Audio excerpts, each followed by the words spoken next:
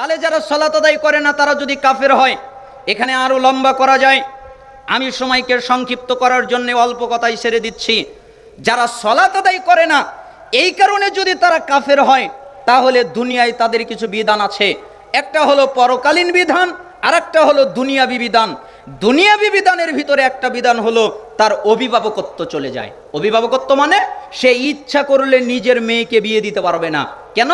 সে যদি নিজের মেয়েকে বিবাহ দেয় তাহলে বিবাহ হবে না। আরে কোর্টের বিবাহ বাতিল। যদি কোনো ছেলে কোনো মেয়েকে নিয়ে গিয়ে কোর্টে বিবাহ করে তাহলে ও বিবাহ হয় না। বাপ ছাড়া অন্য কেউ যদি বিবাহ পড়িয়ে দেয়, বাপ যদি তাতে রাজি সম্মতি না থাকে, বাপ যদি ওলি না হয়, তাহলে ওই বিবাহ হয় না। বাপ হলো ওলি, বাপ ছাড়া কোনো বিবাহ হয় না।